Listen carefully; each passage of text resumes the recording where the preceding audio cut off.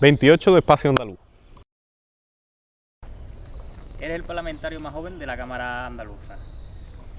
Primero queremos saber cómo te sumergiste en política y de dónde te viene ese interés.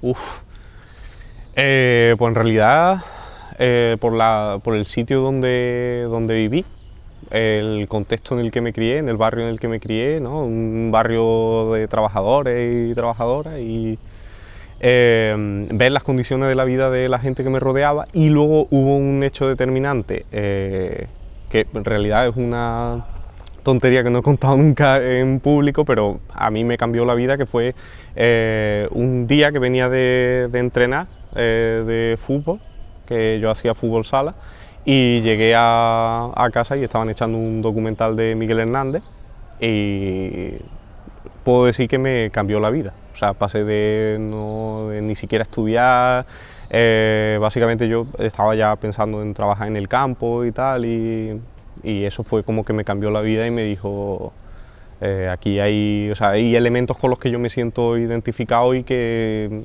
¿sabes?, sirven, son aplicables al contexto en el que yo me muevo. Vale. Y luego, claro, luego ya me metí en política, fue básicamente rodado. O sea, empecé a leer, de leer me llevó a militar, de militar pues pasé por distintos espacios, partidos, movimientos, sobre todo estos desahucios fue donde más tiempo estuve, pero también milité en otros partidos como Izquierda Unida y tal, y al final pues terminé aquí de pura casualidad. Vale, ¿y crees como tal, llamando juventud, que la política es una cosa de jóvenes? La política es una cosa de todos y de todas, de jóvenes y de mayores. Sí que es verdad que ahí existe como mayor dificultad a la hora de que los jóvenes se metan, y las jóvenes se metan en política, pero también por una cuestión normal. Mira, y voy a decir algo, como sois vosotros, yo tengo especial estima, me voy a abrir tal y como lo pienso. Creo que la política, tal y como está concebida a día de hoy, no solamente la política institucional, que también, que es un auténtico infierno burocrático, que no permite hacer trabajo político tal y como las jóvenes entendemos la política, pero también dentro de las formaciones y de las organizaciones están dinámicas que dificultan mucho que la gente joven se interese por la política. Muchísimo, muchísimo, porque son dinámicas centrifugadoras, ¿no? de espacios que no son simpáticos para la gente joven, que no son dinámicos, que son básicamente una escuela de cuadros de crear concejales y cargos públicos, y eso es todo lo contrario a lo que yo entiendo por política para las jóvenes. Vale, entonces ya me has respondido a la pregunta casi, porque te iba a decir que si entiendes esa desafección. Sí, claro, o sea, es que es perfectamente comprensible. Yo creo que, además creo que a determinadas edades, yo recuerdo a los 17, 18 años, cuando yo estaba, creo que en ese momento estaba de portavoz en estos desahucios, creo que lo que recuerdo de aquella época era que yo quería cambiar el mundo. O sea, lo que yo quería era transformar el mundo por completo. Cuando la aspiración de ciertos jóvenes, porque además se da esa dinámica, ¿no? O sea, la gente joven, digamos un poco más, lo que voy a decir es, la gente joven que se mete, que crea una dinámica más sana, acaba siendo expulsada por las dinámicas tóxicas que se producen por parte de la gente que ya está dentro. Si cuando tu aspiración con 18, 19 años es ser concejal de tu pueblo, eso te va a convertir en una persona muy reaccionaria el día de mañana. Es mi percepción, es una percepción completamente personal, no es un análisis. ¿Y qué crees que se podría hacer precisamente para luchar contra ello? Que es crear espacios de dinámica, o sea, transformar completamente el concepto de militancia. O sea, yo creo que además hay un pozo casi de catolicismo en la militancia, ¿no? Como una cosa de para militar hay que sufrir. Hostia, yo me veo en los compañeros y las compañeras de América Latina y una militancia, por ejemplo en Argentina, ¿no? Que es con los que nosotros hemos compartido más espacio de militancia y tal, y es un concepto de la militancia completamente distinto, mucho más feliz, más festivo, más... toda la gente joven no le puedes decir, véngase a una reunión de 2 horas. Y luego la propia dinámica del Parlamento, lo digo abiertamente, es la primera vez que lo digo en un medio, destruye tu salud mental por completo. O sea, tienes que estar preparado y dispuesto a sacrificar tu tiempo y tu vida. O sea, yo por ejemplo he dejado parado mi tesis doctoral. Probablemente cuando salga retomaré mi tesis doctoral a la postre, pero lo primero que tengo que hacer cuando salga es buscar unas oposiciones para opositar y ser otra cosa distinta a la que yo me planteaba antes de entrar aquí. Interrumpes tu vida realmente, entonces es complicado, es perfectamente comprensible la desafección. ¿Cuál es para mí la solución? Generar otro tipo de dinámica, o sea, generar espacios propios de autoorganización de la juventud, donde no haya injerencia de lo que se denominan las dinámicas de adultos, ¿no? Que hay juventudes, pero esas juventudes están manejadas por detrás por otros adultos que tienen interés en que las juventudes funcionen de una forma determinada. Vale, sabemos que eres cordobés, por tanto, ¿es Córdoba tu provincia favorita o es otra, de Andalucía me refiero? Por supuesto, tengo que decir que sí. Digamos que, o sea, Córdoba es mi provincia favorita, lógicamente, a pesar de que yo, al ser de Puente Genil, estoy un poco en frontera también con la provincia de Sevilla, pero tengo más en Córdoba, y después tendría que decir que Cádiz. Cádiz, yo tengo una unión sentimental con Cádiz muy grande. Eso hablando en Andalucía, ¿no? Después mi sentimiento está también en las islas, en Tenerife, que de allí es mi otra parte de la familia que también, o sea, provincia favorita es como Córdoba, tengo que decir sí o sí, Cádiz y luego mis islas. ¿Y cuál crees que son los puntos fuertes precisamente de Córdoba? Bueno, yo creo que Córdoba, y eso, uno de los puntos fuertes es haber tenido a Julián Guita, lo que te digo, eso es, y que Julián Guita la definiese también, ¿no? Córdoba, a pesar de ser, o siendo árabe, tiene una cosa muy hermosa, que es que la mezcla de las culturas que se dieron allí se manifiesta de una forma completamente absorbente cuando estás allí, ¿no? O sea, Córdoba es muy romana. Teniendo tanta cultura árabe, es muy romana en su carácter, en su arquitectura, ¿sabes? Es una cosa maravillosa. Córdoba, me refiero a Córdoba ciudad, ¿no? Y luego, obviamente, sus gentes, que son pues, como en cualquier otro sitio realmente, ¿no? Que gente muy trabajadora, gente muy luchadora, a veces un poco ambiciosa en el sentido transformador, en el sentido político, a pesar de que es una provincia, ¿no? Bastante roja en algunos lugares, sí que tiene como esa cosa, ¿no? Y luego a mí lo que más me asombra de Córdoba es la diversidad de los paisajes. A mí me encanta la naturaleza, me encanta pasear por la naturaleza, y Córdoba a mí no para de sorprenderme. Hace poco estuve en Hornachuelo y descubrí que allí había unos fiordos en plena Córdoba, ¿sabes? A nada menos de la... Y yo soy, por ejemplo, de la Campiña, que también tiene sus encantos, me asombra Córdoba. Y porque tú eres de un pueblo de Córdoba, ¿qué te gusta más, la vida de pueblo o la vida de ciudad? Sin duda alguna, la de pueblo, sin duda. Porque además yo no solamente soy de pueblo, sino que además soy de una aldea de ese pueblo, que es el Palomar.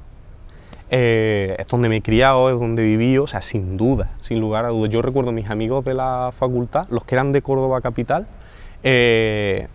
algunos, no todos, pero una mayoría. A mí lo que me llamaba la atención era la dificultad de identificarse con un grupo de amigos. O sea, como que no venían con un grupo de amigos más allá del instituto, de tal. yo tengo como 3 grupos de amigos distintos en el pueblo, ¿sabes? Mis amigos de toda la vida, los amigos que hice cuando me hice adolescente. Es verdad que como la sociabilización que se hace en los pueblos no se hace, tiene sus defectos obviamente también, tiene sus carencias, la vida en los pueblos, ¿no? Es más difícil acceder a la cultura, a distintas cuestiones, pero yo sin duda me quedo con el pueblo, además con lo que me gusta la naturaleza. A mí me encierra en una ciudad y me cuesta mucho, me escapo cada 2 por 3 al pueblo. Bueno, hemos leído que trabajas desde los 16 y bueno, quería preguntarte en qué has trabajado. Uf, pues mira, yo empecé, el primer trabajo que hice fue en el campo. En el campo hice, iba a decir de todo, no, pero hice muchas cosas. Estuve lavando sandía y melones, cortando ajos, que es el trabajo más duro que he hecho en mi vida. O sea, recuerdo que el primer día que me fui, volví con una llaga en la palma de la mano, porque eso con las tijeras vas cortando el cabo de los ajos y cobras por las cajas, por la cantidad de cajas que tú hagas. O sea, yo recuerdo el primer día que volví muerto a casa, me había ganado 11 euros por las cajas, porque claro, era joven y no... Entonces eso en el campo de todo, en la aceituna, en muchas cosas, en invernaderos cogiendo tomate y tal.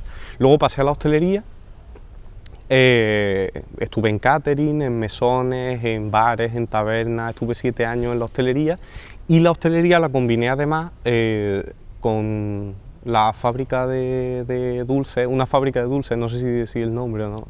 Bueno, por la que hay en mi pueblo, Pan Rico, ¿sabes lo que te digo? Lo que era Pan Rico, que ahora es Bimbo. Pues allí estuve también trabajando, en tiendas, en tienda deportiva, en Decathlon, y ya por último, mi último trabajo, que fue antes de entrar aquí, fueron 2 años en la universidad, ya con un contrato de investigador. ¿Ves justo o normal que la juventud tenga que trabajar durante la carrera, por ejemplo, No, para tener que pagarse la carrera? No. Mira, una de las cosas que más me repetían es, yo, ¿cuánto mérito tiene lo que has hecho? Lo siento, con el permiso, me cago en esa frase. Yo no quiero mérito. Yo no quiero tener que esforzarme el triple para conseguir lo mismo. Yo, mira, cuando empecé el primer año de carrera yo tenía dinero ahorrado de haber trabajado en el campo, entonces el primer año y medio yo no tuve que trabajar. Con la beca y con el dinero que tenía ahorrado me dio como para pasar el primer año. Yo tenía el segundo expediente más alto de mi clase. Cuando yo terminé con la carrera, terminé con un notable medio, porque había tenido que trabajar. Yo perdía 1,5 puntos, por ejemplo, de las asignaturas por no asistir a clase. No, o sea, eso es injusticia. Eso es injusticia. Para eso están las becas, para eso están las formas que tiene una sociedad de compensar, de equiparar a quienes más tienen y a quienes menos tienen.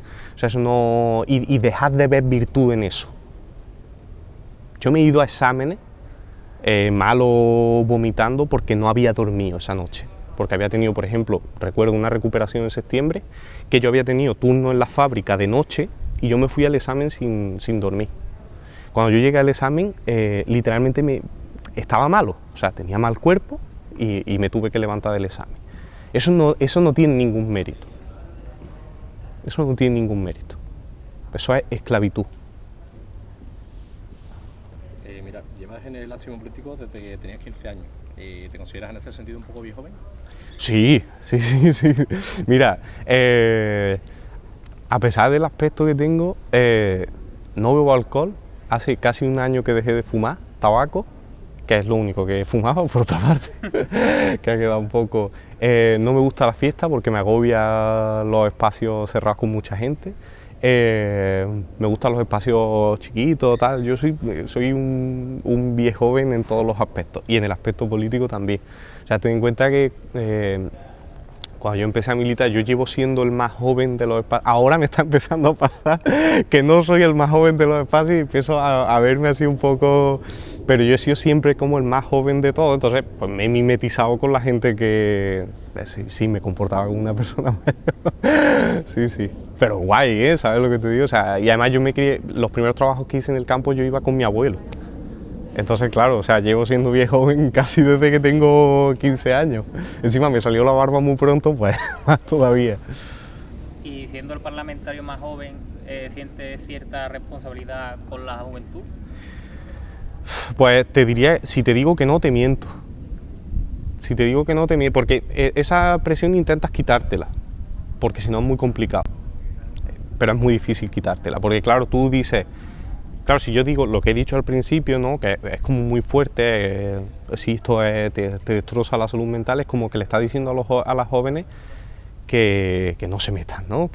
Pero claro, no, al contrario, yo lo que les lanzo es un mensaje completamente contrario. Hay que transformar el concepto de militancia y el concepto de estar aquí, ¿no? Ayer salía el personaje Abascal, diciendo que teníamos que vestirnos de forma apropiada para estar aquí, ¿no? Y todo ese tipo de cosas, es como, no, tenemos que conseguir, y ese es el objetivo, hacer que esto se parezca más a la calle, no al revés. Entonces, claro, esa presión sí que la tienes, porque tú te ves y ves al resto, ¿no? Que no es que, o sea, pero el resto, el más joven, pues que tenga, ¿no? Salvo Monse, que es otra chica que tiene 30 años, el resto son todos de 40 para arriba y tal. Entonces tú como que sí que tienes esa sensación de, al menos la gente que está politizada ya, te mira. Y eso sí que genera mucha presión. Para mí eso es de las peores cosas, claro, porque te genera mucha presión. Bueno, ese camino, esa travesía política, actualmente estás en Podemos, ¿no? Entonces, ¿qué es lo que te lleva hoy día a representar a Podemos en este caso? Bueno, yo creo que Podemos es el proyecto político que ha transformado la vida política de nuestro país. Creo que la llegada de Podemos no solamente termina con una forma de concebir la política, sino que introduce esas nuevas dinámicas de entender la política parlamentaria, ¿no? De que hoy, por ejemplo, llamaría mucho la atención nuestra forma de vestir dentro del Parlamento. Eso ya no digo como metáfora, que no es obviamente lo más importante. Lo más importante para mí es que fue el primer partido de la democracia que nació para gobernar. Y eso para mí es clave.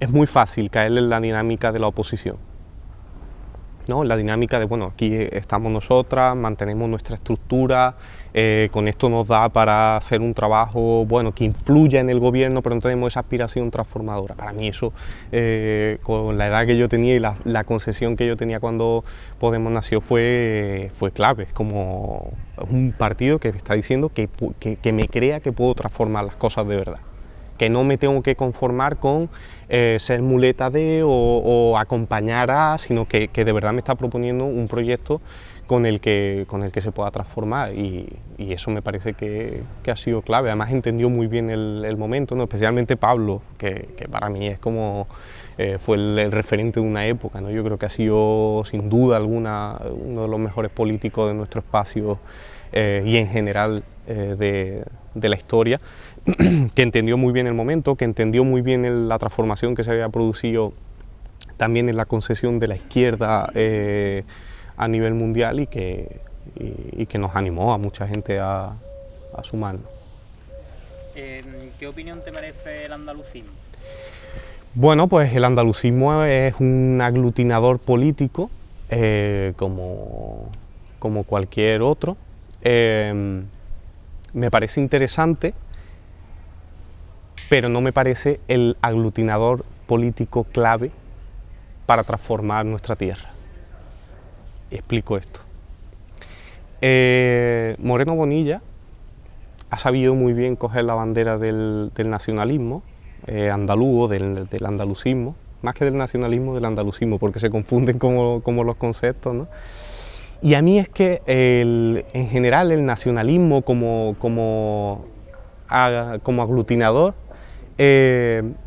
no me termina de convencer. Yo estudié historia y uno de los temas que más me interesaba siempre fue el nacionalismo, ¿no? Leía a Hobsbawm y a otra gente que explicaba muy bien el tema del nacionalismo, y a mí como aglutinador popular en torno a la idea de emancipación y transformación, me parece que el nacionalismo no... Porque al final es como, o sea, ¿qué es lo que estamos peleando exactamente? ¿Quién tiene la bandera más grande?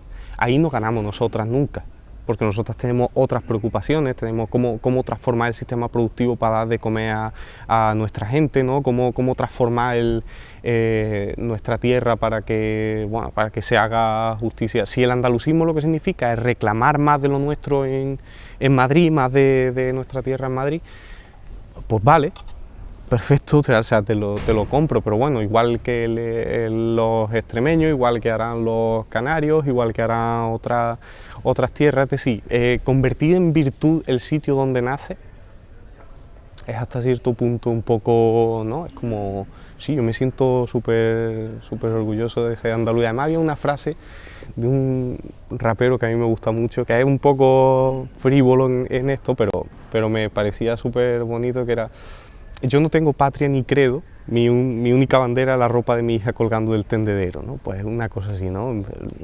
Para mí Andalucía es lo más grande y a la vez significa básicamente lo que me rodeó durante mi infancia y lo que me rodea hoy, y si eso sirve como proyecto emancipador, vale, perfecto, pero no confío en el nacionalismo como proyecto transformador. Hablando del tema del andalucismo, ¿no? ¿Crees entonces que Podemos es un movimiento andalucista en este caso? Bueno, dentro de Podemos hay gente del andalucismo histórico.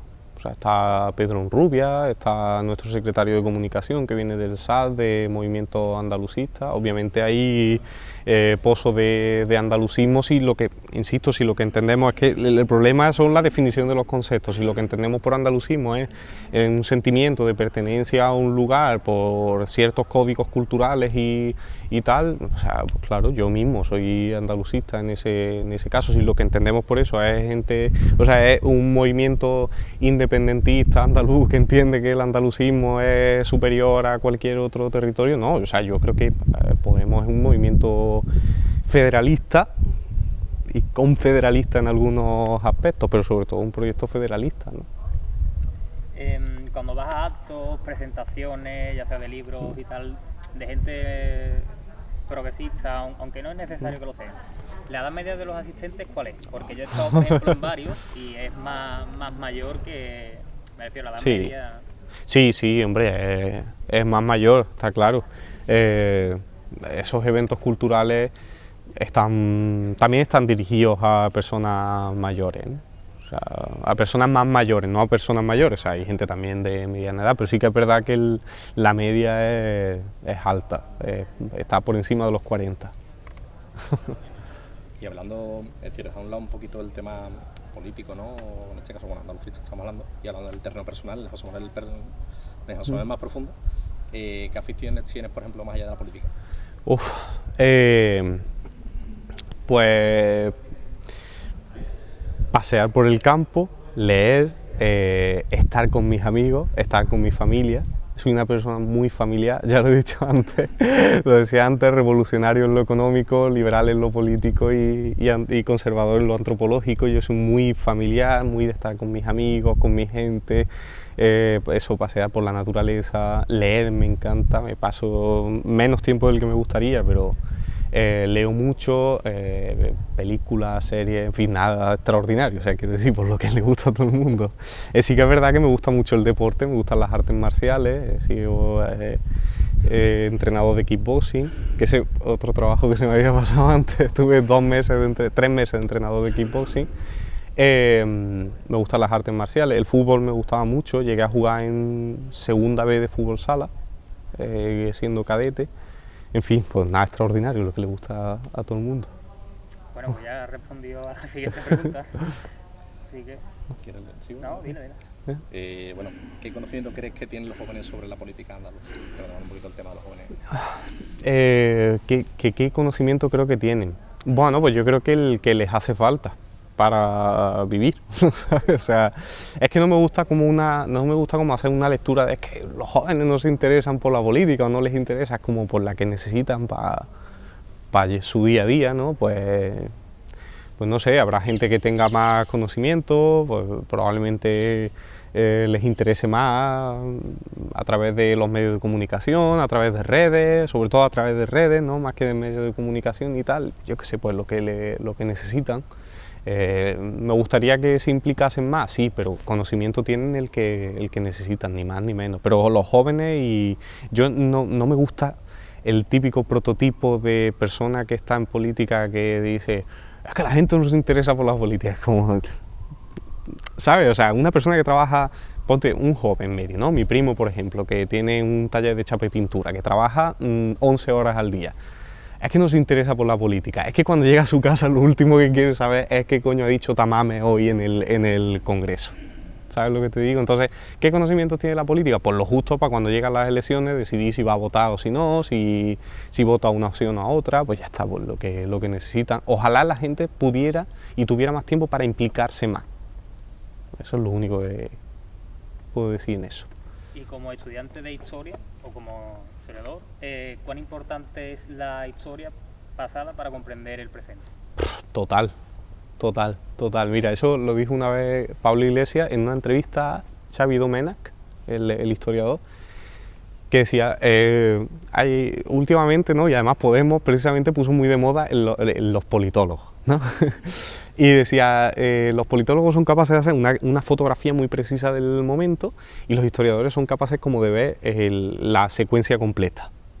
O sea, yo sé que eso le pasa a más gente que ha estudiado historia porque hablo con ellos y tal y está en política, y es que nosotras tendemos a ver el proceso completo, ¿vale? O intentamos en la medida de lo posible porque es muy complicado, aquí la vorágine te lleva, pero intentamos como ver la secuencia completa, ¿no? Intentamos ver que pertenecemos a un momento histórico que responde a unas causas que vienen y que al final responde a una serie de dinámicas que no están predeterminadas, ¿no? Pero que suelen tener unas casuísticas parecidas, ¿no? Eso de que la historia no es circular, ¿no? Pero rima, pues sí que tienes como...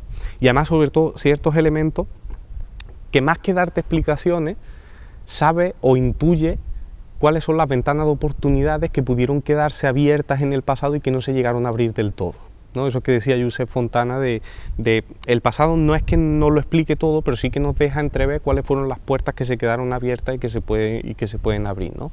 Eso es clave. Y ahora pues hay una serie de ventanas abiertas que se han quedado después de este último ciclo, que tienen que ver con experimentar, por ejemplo, salirnos de la concesión de el trabajo en el centro como identificador de nosotras mismas, ¿no? Yo soy José el historiador, vosotros sois los periodistas, salirse de eso, y eso hay un libro maravilloso que os lo recomiendo si no lo habéis leído, que es Familia, Raza y Nación en tiempos del posfascismo. Es una maravilla y tiene un capítulo, no recuerdo el nombre de quien lo escribe, que me perdone, que habla precisamente de esto, de sacar el trabajo como identificador de todo, ¿no? Porque al final no nos ha asegurado, el trabajo como identificador de todo nos ha asegurado que todos los trabajadores se conviertan en sujetos de emancipación popular. Esa ventana abierta que se ha quedado por experimentar, ¿no? Que es el sacar el trabajo del centro y ser otra cosa más allá de trabajadores, ¿no? Pues en eso consiste al final reducir la jornada laboral, en eso consiste precisamente el tener tiempo libre para hacer cosas, experimentar eso te lo da mucho la historia, ¿no? Como ves cuáles son las ventanas de oportunidades que se han quedado abiertas a lo largo del tiempo. Y hablando de historia, si tuviéramos que preguntarte, ¿cuál crees que es el periodo favorito que tienes de España y particularmente cuál es el periodo favorito de Andalucía en este caso para ti? ¿Te refieres para vivir o para estudiarlo? No, que te gusta el que más Vale, para estudiarlo para mí, no, yo soy de contemporánea. O sea, yo además, mi especialidad ha sido el periodo de la guerra civil, la represión sobre todo. Me hubiese gustado vivir en ese tiempo de la Primera y la Segunda República, ¿no? La llegada de esos dos, cómo se tradujo eso, pero verlo como espectador, ¿no? Ningún tiempo pasado fue mejor, y el que os diga otra cosa, miente. Para verlo como espectador, ¿no? y como persona curiosa y historiador, haber presenciado ese momento del inicio de las dos repúblicas, y me parece interesante además haberlo vivido aquí, ¿no? Ver cómo eso afectó a los cientos de miles de campesinos y de jornaleros que había en Andalucía en esa época y ver de qué forma afectó, de qué forma se transformó la sociedad durante muy poquito tiempo, ¿no? Especialmente la Primera República, pero eso me hubiese parecido el periodo más fascinante. Vale, ahora, recomiéndanos un grupo de música o un artista y un género musical. Guau, esa es de las difíciles. ¿Uno solo puede ser? Bueno, De La Fuente, sin duda. Género musical, el flamenco, ¿no? Israel Fernández ahora, pero obviamente yo tiro para... Y Camarón y el Torta son como el Cigala también, ¿no? Eso como estilo musical. Luego, eso, De La Fuente para mí es... Yo me siento muy identificado con De La Fuente. Y bueno, y ahora hay una, lo tengo que decir porque es que la llevo escuchando y estoy flipando con ella. Es una chavala de Málaga, creo que es de Málaga, se llama Faena, con 2 N. Está empezando ahora, la tipa es una crack. Y otro chaval de Córdoba que es un puto crack también, que es el Percle, que son raperos los dos. Son dos, me flipan muchísimo. Recuperando un poquito el tema de la historia en este caso, ¿no? Posiblemente una de las partes de la historia reciente, como tal, de la vida política, ¿no? de España, precisamente es el tema del 15M. Entonces, ¿qué supuso para ti a nivel histórico y personal aquello? Mira, cuando alguien mayor diga que vivió la transición y os intente contar la transición porque la vivieron, decirle que eso es una farsa, que la mejor forma de entender los procesos es cuando ya han pasado.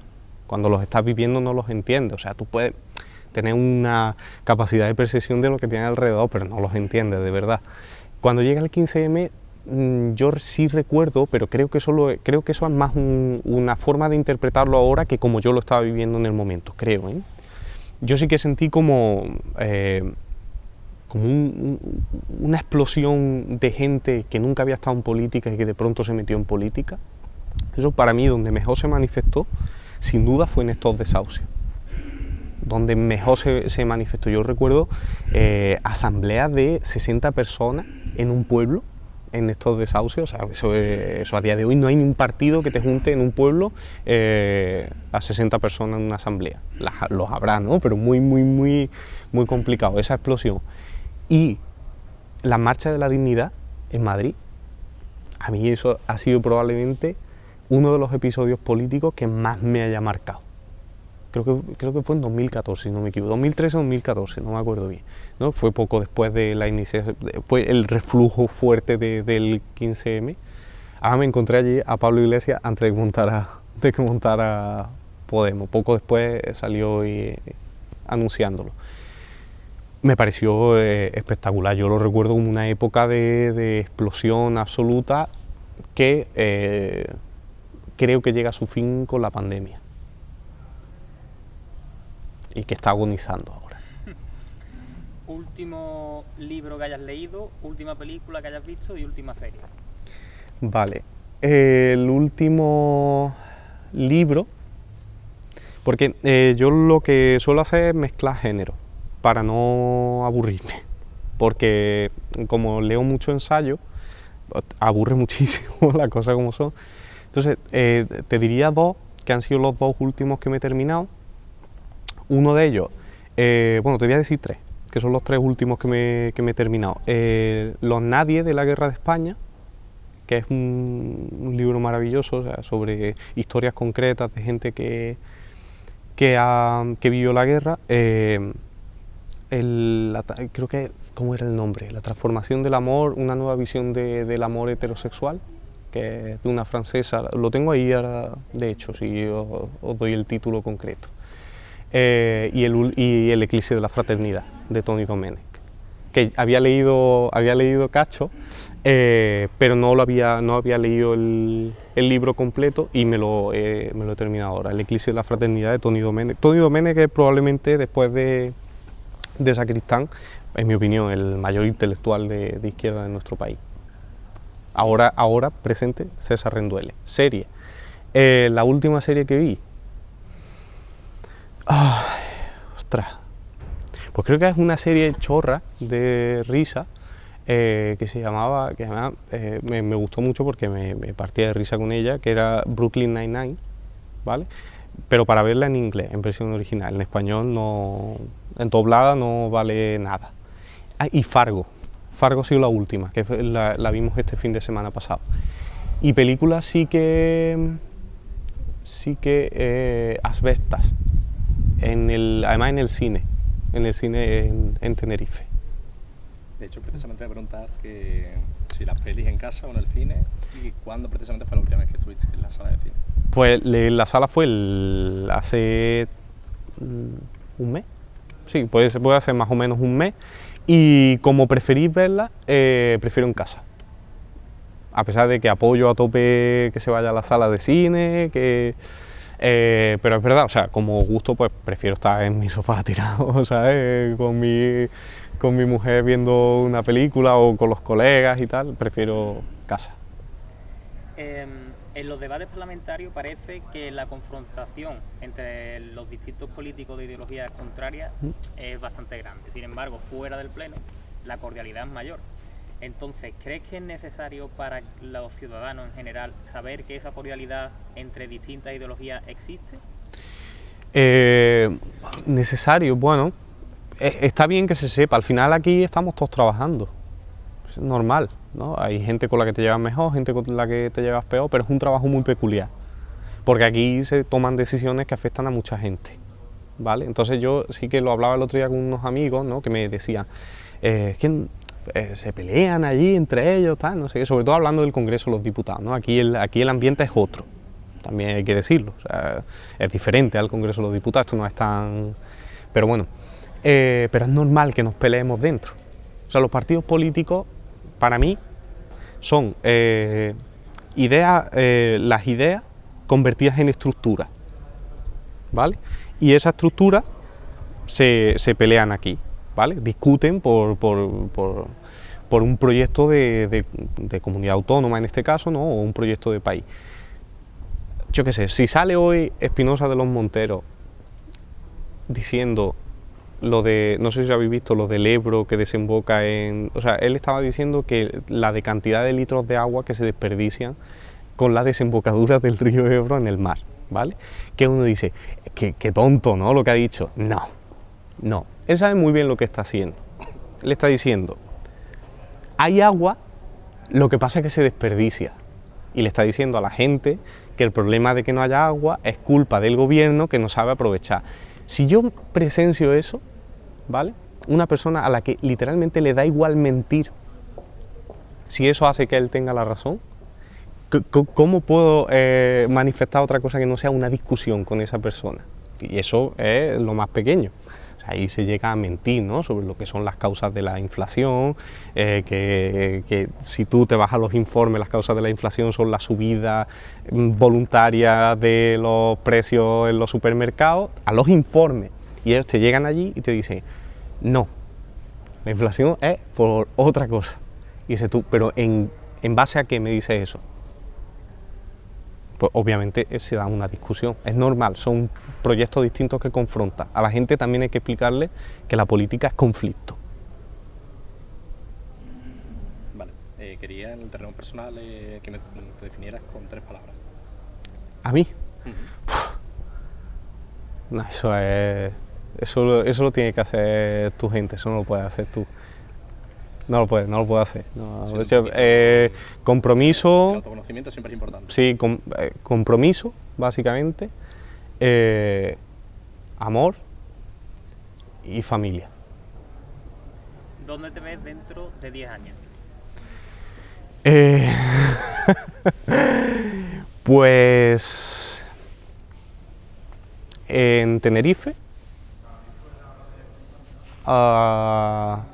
dando clases de profesor de historia y viviendo con mi familia.